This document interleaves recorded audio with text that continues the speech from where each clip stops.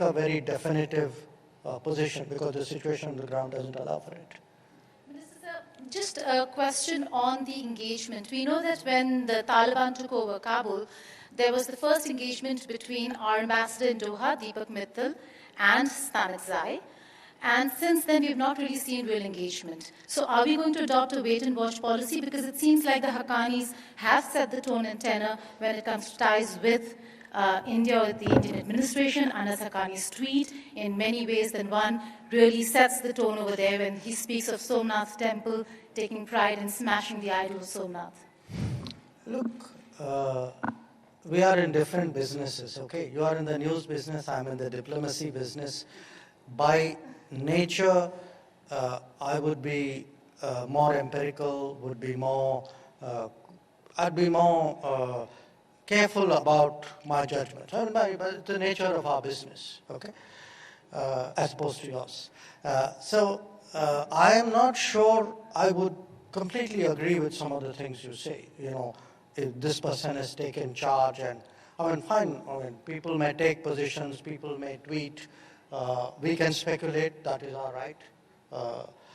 But I think when it comes to policy making, I would do kind of double, triple, quadruple diligence, be very, very deliberative about my judgments. I have, you know, there's no great compulsion on me to take very sharp, definitive positions and be public about it. You know. So there could be things happening which, you know, I may not be able to speak about, but at the moment, as I said, I mean, as you said actually, our primary contact has been in Doha, and that's where it is. Minister Jaishankar, from the Haqqanis that Geeta was talking about, I'd like to draw your attention now to Pakistan. With everything that's happened in Afghanistan, and like you said, many things are still in movement and in flux right now, how much more complicated has it made our navigation of the situation with Pakistan? Because the perception is that the ISI has won with everything that's happened in Pakistan, and therefore the simplistic way it's been looked at is that this has been a strategic setback for India. Vis-a-vis Pakistan, how are you navigating that? So, again, I would take the same situation and say I have to operate out of a given a set of assumptions. I can't say I wish it hadn't been like this, or the Americans had stayed on, or they'd have gone out a different way. They've done what they've done. I have to live with it and deal with it accordingly. If you ask me, say, October 8th, is my security situation more complicated than it was on August 8th? Of course it is. But you yourself would agree with me that sometimes we all tend to make very sweeping statements or judgments or assessments. I think the picture is a little more complex, more granular than that. It's been what? It's been less than 2 months since the Taliban took Afghanistan. So, and it's quite obvious also that things are far from settled, even in Kabul. So, I would urge some patience, some deliberation, and some caution. Now, I understand. I mean that in this day and age, that's not how media can approach it, because you people have different compulsions, different timelines, and different pressures. So we will have this gap between you and me. You will keep provoking me with very strong statements saying, okay, react to that. I'm not ducking it. I'm just introducing an element of, sort of practicality out there, and say, look, there are a lot of things, there are many things we know, there are many things we don't know. And in some cases, we will wait for the situation to play out. Shiv is hoping that you'll bat like Virendra Sehwag. You're offering a defense like Rahul Dravid instead. Absolutely. And that's fine. Yeah. How do you see the Taliban takeover of Afghanistan impact our internal situation in Jammu and Kashmir? We've seen a ceasefire for the past several months, now being broken with terrorists being infiltrated into Jammu and Kashmir in higher numbers than recently. We've seen a spate of killings over the last few days. Are you concerned that the situation in Afghanistan complicates the already complicated situation in the valley? You know, obviously, I would be concerned about what has been happening in the last few days, especially some of the targeted killings. But whether I would make that connection to what is happening with Afghanistan, I don't know. You know,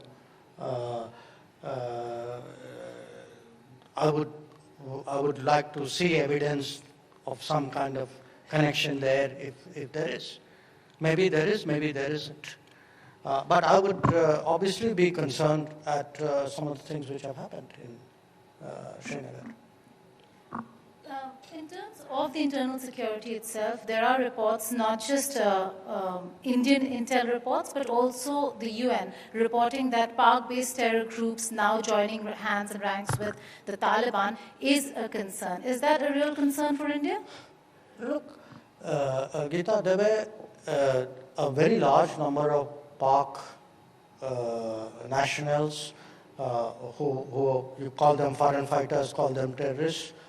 They were there. I mean, it's not something I need to say. There are UN reports which speak about them, okay, and speak about them in the thousands. Now, again, you don't need to believe me.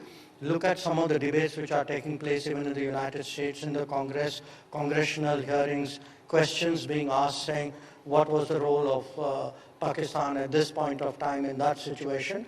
And you've seen the responses from the American administration, which are very telling. So things are happening there. I mean, the role of Pakistan in what happened in Afghanistan is not a secret. I mean, it is very, very public. It is more public now because even they now speak about many of these things. So obviously that is a concern for the entire neighborhood. I mean, for the whole region. Minister Jaishankar, staying with Pakistan for a moment, there's been a ceasefire, between the two sides since February this year. The ceasefire violations themselves, as a result, have gone down, but there are still infiltrations happening. Dialogue hasn't been happening between the two sides for a while now. Could you give us a perspective of your vision of when you think things might sort of get back on track? We know about a probable back channel and things like that, but is it something that's foreseeable, sir? India and Pakistan talking to each other again? By the way, I mean, the sense we don't talk is a bit exaggerated. They have an embassy. We have an embassy. I mean, our foreign ministry talks to the embassy, their foreign ministry talks to our embassy. So it's not like there's no communication. I mean, diplomats have continued to do what diplomats are supposed to do. I think the issue which you are, in a sense, pointing to was the fact that previously there was a beyond the routine diplomacy engagement on a certain set of issues. Now, this is not new. Some years ago, 2016 to be precise, the starting from Pathankot and then culminating at Uri, events went in a direction which made it very difficult to continue with that particular mode of engagement. And at the end of the day, there is a big question which all of us need to ask ourselves.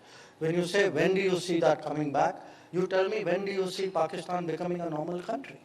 And for me, a normal country is a country which doesn't sponsor and execute terrorism against its neighbors, which trades with its neighbors on a MFN basis, which has connectivity with its neighbors, which allows people to move on the basis of visas, I mean, the way we do with all our other neighbors. I mean, if I look at a Bangladesh or a Nepal or a Sri Lanka or a Maldives, the question is, when do I have something similar with Pakistan?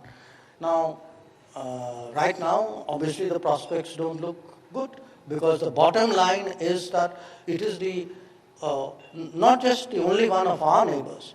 You know, there are very, very few, I mean, to my mind, actually no other situation in the world today where a country actually runs this kind of scale of terrorism against the neighborhood?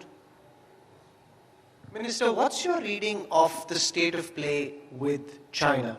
We've seen a massive military build-up, which seems to continue infrastructure projects, bringing in